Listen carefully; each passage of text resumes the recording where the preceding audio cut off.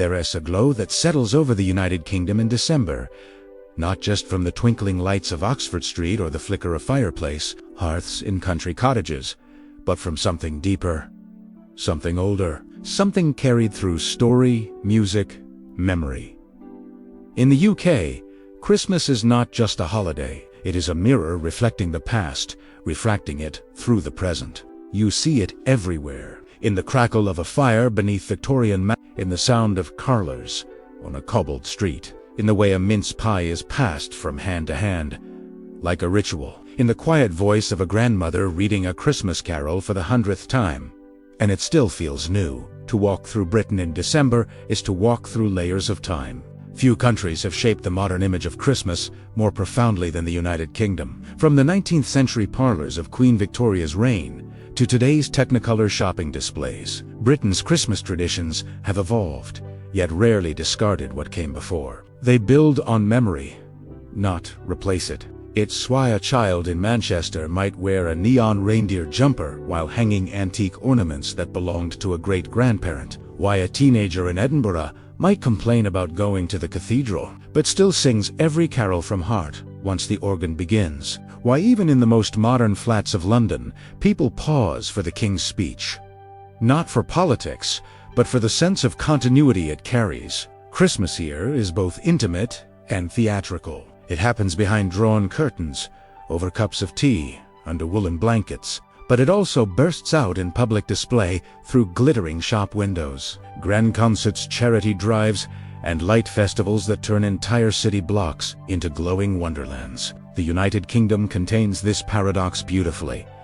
It treasures tradition, but allows it to bend. It honors ritual, but lets it breathe. It tells old stories in new voices. And the most enduring of these stories, the one that quietly governs the tone of a British Christmas, is that of Charles Dickens. Though we'll explore him more in the next section, know this: his spirit lives on in the way people give, forgive, remember. His ghosts walk not to scare, but to teach. His Ebenezer is not just a character, he is an archetype of redemption, still guiding how many Britons view the season's purpose. Of course, Britain is more than London and more than Dickens. It is also the frosted hills of the Cotswolds, where wreaths hang on every ancient door, the wind-swept coastlines of Wales, where choirs still gather in chapels to sing carols in Welsh, the candlelit pubs of Northern Ireland, where friends share mulled cider and laughter long into the night, the snow-dusted streets of Edinburgh, where Hogmanay looms,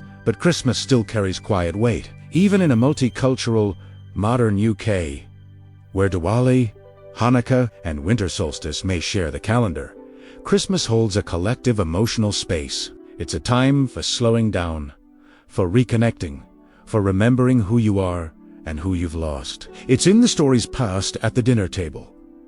The cards carefully handwritten, the decorations unearthed from attic boxers labeled fragile not just for the contents, but for the memories inside. So when we sigh Christmas in the United Kingdom, we are not naming a date. We are naming a feeling, one that lives in the tension between nostalgia and now, between Queen Victoria's tree and your own, between candlelight and lead, between quiet and cheer. It is a mirror, and in it, we all see someone we remember or someone we hope to become. To imagine a British Christmas without the Victorians is to imagine a tree without lights, a dinner without crackers, or a season without spirit. The holiday as we know it today, festive familial sentimental, owes much of its texture and tone to the 19th century, when the United Kingdom transformed Christmas from a fading ecclesiastical date into a national event woven with warmth, ritual, and imagination. Before the Victorian era,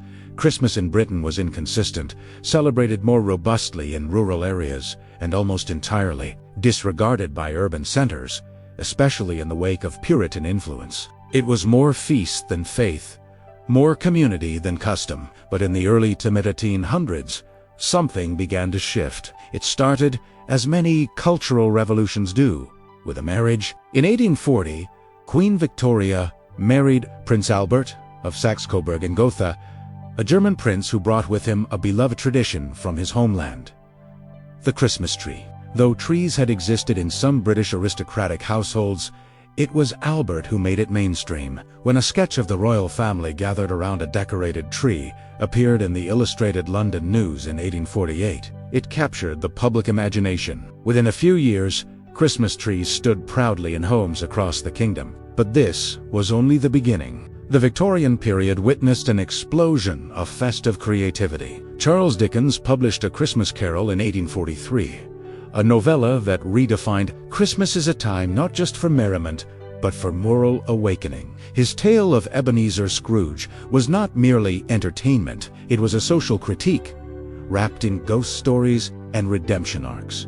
It reminded the nation that kindness, charity, and compassion should not be optional. They should be seasonal values, universally practiced. The popularity of A Christmas Carol was immediate and immense. It helped turn Christmas into a family-centered holiday, steeped in nostalgia, emotion, and social conscience. It shaped how Britons thought about the poor, the lonely, the lost, and it laid the emotional groundwork for the season's rituals. Victorians also introduced Christmas cards. The first commercial card appeared in 1843, printed by Sir Henry Cole.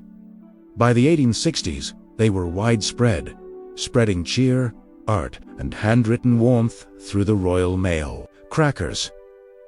Invented by Tom Smith in the 1840s, these festive novelties, complete with jokes, paper crowns, and miniature gifts, became a dining table tradition that continues today. Caroling. While songs had always existed, the Victorians helped formalize the carol service, bringing structured, sacred music into homes and churches alike. Gift-giving moved from New Year's Day to Christmas Eve, influenced by both the royal example and the desire to align presents with the birth of Christ. Underneath it all was a desire to bring meaning back to a fractured society. The Industrial Revolution had upended traditional life. Cities were crowded, work was brutal, class divides deepened. Christmas, as envisioned by the Victorians, was a corrective, a way to remind people of hearth, home, faith, and family. It is no coincidence that many of the holiday's most cherished values, generosity, reflection, unity, were amplified during this era. Through their customs, the Victorians carved out a sacred space within the harshness of everyday life, and they did it with remarkable elegance. Even today, echoes of Victorian influence persist across Britain. In historic homes, trees are still decorated with handmade ornaments reminiscent of those first royal firs. Schools stage productions of A Christmas Carol, reminding new generations that redemption is always possible. Old-timey markets sell roasted chestnuts and mulled wine under gaslit lanterns. And through it all, there is a certain aesthetic, a reverence for candlelight, velvet, handwritten notes, and moments that matter. The Victorians didn't just decorate Christmas, they structured it. They gave it rhythm, story, and heart. So when a child pulls a cracker, or a choir sings beneath stained glass, or a family gathers to watch yet another film adaptation of Scrooge's journey, they are participating in something deeper. They are stepping into a tradition crafted not merely to celebrate, but to heal, to reflect, to remember, and to believe, as the Victorians did, that even the coldest winter can be warmed by kindness.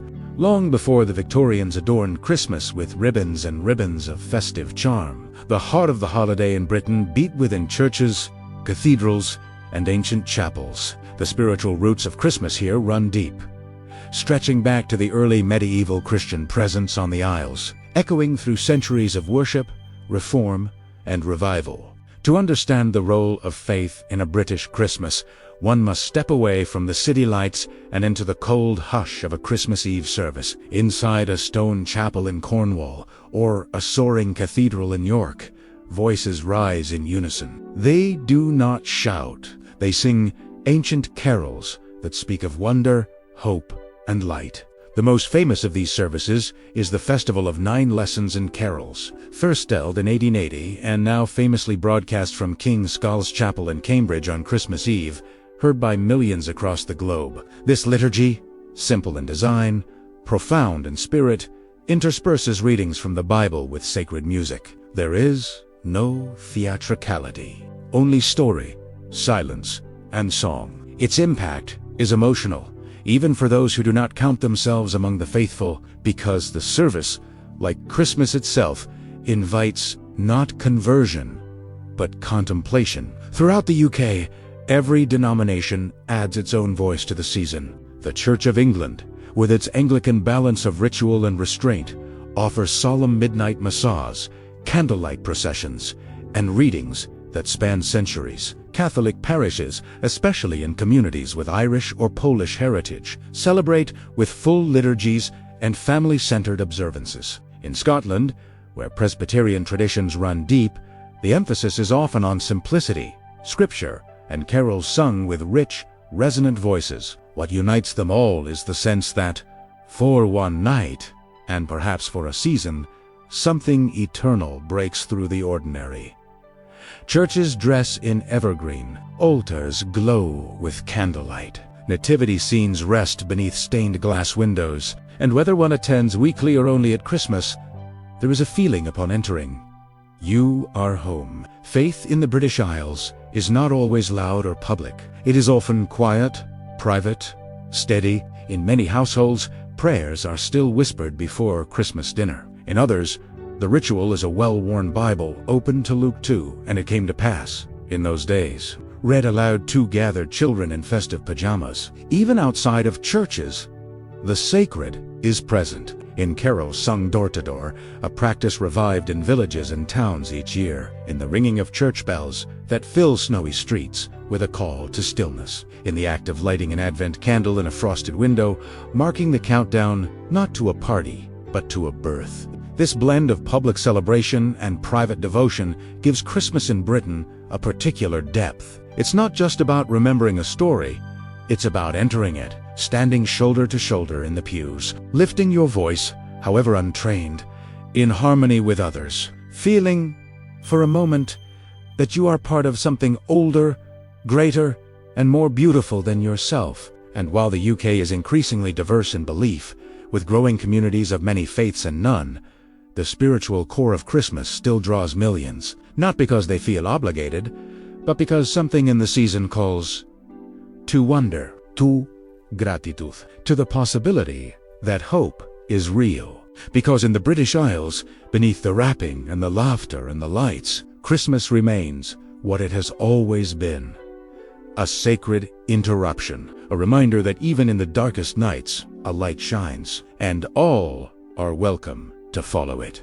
Few nations combine elegance with eccentricity quite like the United Kingdom, and at no time is that blend more delightfully visible than during Christmas. Here, the festive season unfolds with both regal dignity and full-on silliness.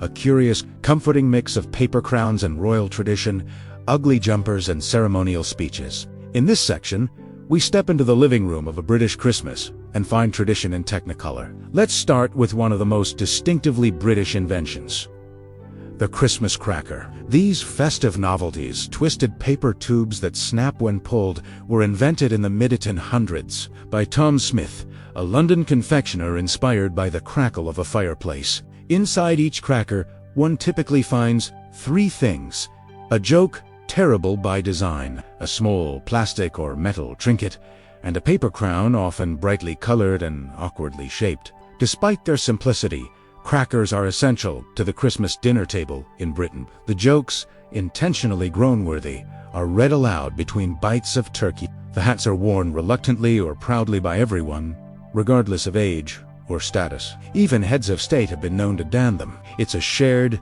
silly ritual, one that levels the playing field, if only for an hour. And speaking of shared rituals, enter the Christmas jumper. Once an object of embarrassment, the knitted Christmas sweater, often adorned with reindeer, snowflakes, and blinking LEDs, has been reclaimed with gusto. In offices across the UK, Christmas Jumper Day raises money for children's charities. Families now pose proudly in matching sets. Even high fashion has flirted with them, turning irony into icon. But amidst the laughter and lightheartedness, another kind of tradition carries quiet weight. The Royal Christmas Broadcast, begun by King George V in 1932 as a radio address, and later made famous by Queen Elizabeth II through decades of televised messages. The monarch's speech is aired each year on Christmas Day at 3 p.m. It's a brief reflection, usually under 10 minutes, in which the sovereign speaks about the year's challenges, triumphs, and enduring hopes. Though not everyone watches, for many households, the king's speech, formerly the queen's, is a moment of pause, a kind of collective breath. The monarch doesn't give political commentary. The message is designed to unite, to reflect, to echo the values of service, faith, and national identity. In a season defined by family, tradition, and storytelling, the royal broadcast serves as a bridge between personal memory and public history. People remember watching it with grandparents who are now gone. They remember certain phrases that carried them through hard years, and they watch now not necessarily for what's said, but for what it represents. Continuity. That same sense of continuity runs through the holiday season, from Christmas cards, still handwritten and sent in millions, to Boxing Day traditions, which we'll explore in the next section. The UK is a country that celebrates the ordinary moments elevated through custom. Children hang stockings by the fireplace. Families gather for a viewing of The Snowman or Love Actually. Pantomimes, comedic musical stage plays fill local theaters with laughter, audience participation, and absurd plotlines. He's behind you. Every element feels designed not to impress, but to connect, to let each person, regardless of class, age, or background, take part in something shared. And it's this accessibility, this warmth, that gives British Christmas its particular charm. It doesn't demand perfection. It welcomes imperfection, wrapped in tinsel and tradition. So whether you're pulling a cracker, singing off-key carols, or wiping away a tear during the King's annual message, you re-participating in something greater than yourself. Not just a celebration, but a conversation across generations, a reminder that joy can be quiet, and tradition can be both ridiculous and reverent. If you were to follow the scent of a British Christmas, it would lead you not to a single kitchen, but to thousands, each with its own steaming pot, its own family rhythm, its own unwritten rule about how the gravy should be made. Because in the United Kingdom, Christmas is not just celebrated with ceremony, it's celebrated with food, rich, hearty, nostalgic, and always shared. Let's begin where most things begin, on Christmas Day. The dinner table. A traditional British Christmas dinner is both lavish and familiar. At the center is usually a roast bird, most often turkey, but sometimes goose or duck. It's roasted golden and crisp, often accompanied by stuffing made from sage and onion, or sausage meat. Alongside, eat roast potatoes, perfectly crisp on the outside and fluffy within. Brussels sprouts, steamed or roasted, sometimes with pancetta or chestnuts, parsnips, and carrots, glazed with honey or spiced with cloves, pigs in blankets, mini sausages wrapped in bacon, a non-negotiable favorite, cranberry sauce and gravy, ladled generously over everything. But the meal is not just about the food. It's about the ritual. Everyone gathers, paper crowns from crackers already tilted on heads. Jokes are read aloud, plates are passed hand to hand, and always there's one person who insists on having just a tiny bit more before giving in to a food coma on the sofa. After the savory feast, dessert arrives, and with it, a bit of theatricality. The most iconic is the Christmas pudding, a dense, fruit-filled steamed dessert traditionally made weeks or even months in advance. Each family has its own recipe, often passed down, and many still include the ritual of Stir-Up Sunday, when everyone in the household takes a turn, stirring the batter and making a wish. Before serving, the pudding is doused in brandy and set alight, arriving at the table in a flickering blaze, 2 gasps, and applause. It's served with brandy butter, cream, or custard, and though some claim not to like it, everyone still eats a slice. Other sweet favorites include mince pies, small pastries filled with spiced, dried fruit eaten throughout December with tea or mulled wine, Yule logs, chocolate sponge cakes rolled with cream and coated in ganache to resemble a festive log trifle, a layered dessert of sponge, fruit, custard, and cream, often drenched in sherry or other spirits throughout the day. Food continues to appear cheesy boards, leftover sandwiches, chocolates in festive tins, nuts and clementines placed in stockings in a nod to simpler times. And let's not forget the beverages, mulled wine, infused with cloves, orange, and cinnamon snowballs, a retro cocktail of advocaat and lemonade. Sherry often poured for Nanport and brandy, warming from the inside out. For many families, what's served matters far less than how it's served together, with time to spare, with conversation flowing, with stories and memories shared between bites. Even within Britain's incredible regional diversity, from Cornwall to the Highlands, these culinary customs create a shared emotional landscape. Whether it's a massive feast in the suburbs of Birmingham or a quiet plate of salmon and potatoes in a cottage on the Isle of Skye, the message is the same. You are nourished not just with food, but with presence. And for those spending the holiday alone, neighbors often bring meals. Community centers host open dinners. Pubs serve pay-what-you-can roasts. Because British Christmas food, at its best, is never about exclusivity. It's about invitation. So when the plates are cleared and the pudding is gone, what lingers is not just fullness. It's closeness and gratitude. That for one day in a world so often rushed and distracted, we sat, we shared, we laughed, and we tasted home.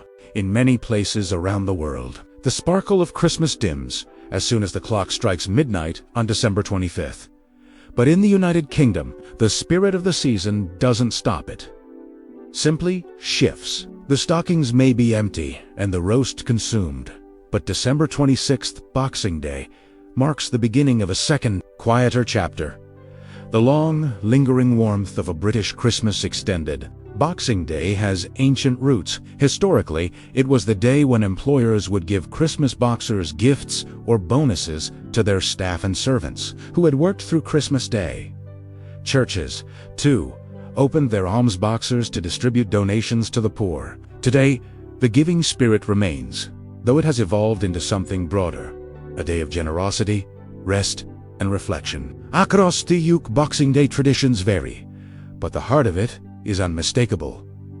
Slowing down, some families take long countryside walks through frosty fields or along misty coastlines. It's a time to breathe deeply, to shed the structure of the Christmas Day schedule, and simply be. The streets are quieter, the air brisker, and nature seems to welcome the return of silence. Others gather once again, this time with extended family or close friends, to eat leftovers, play games, and watch films. Turkey, curry, bubble and squeak, a fried mix of leftover vegetables, and cold meats with pickles become the stars of the table. Crackers are pulled again, games of charades are played, and the house fills with a different kind of laughter. More relaxed, more spontaneous. For sports fans, Boxing Day is synonymous with football. Stadiums brim with cheering crowds, and living rooms become micro-theaters of passion and tradition. In many households, the Boxing Day match is as sacred as the Christmas dinner. In some parts of the UK, other customs endure. In Huntingdon, brave souls dive into icy waters for the annual Boxing Day swim. In Wales, the tradition of homing, where boys would beat the last person out of bed with holly branches, has faded, but its folklore remains. In some villages, mummers' plays are performed, folk dramas with roots in medieval storytelling, featuring exaggerated characters and moral themes. But beyond the food, the football, and the folklore, what makes the post-Christmas period in the UK so unique is its emotional tone. From Boxing Day through Twelfth Night, January 5th, there exists a kind of cultural permission to stay in. It's a season of inwardness, a space between celebration and return, between old and new. The New Year's Eve festivities may bring fireworks and champagne, but even they are approached with a certain British restraint. There is often nostalgia in the air, a sense of melancholy mixed with hope. Songs like Auld Lang Syne, sung arm in arm, speak to memory and friendship, rather than mere revelry. In this liminal space, many reflect on the year that's passed, on those who are no longer at the table, on what really matters. Children build forts from discarded boxers. Adults write thank you notes by hand.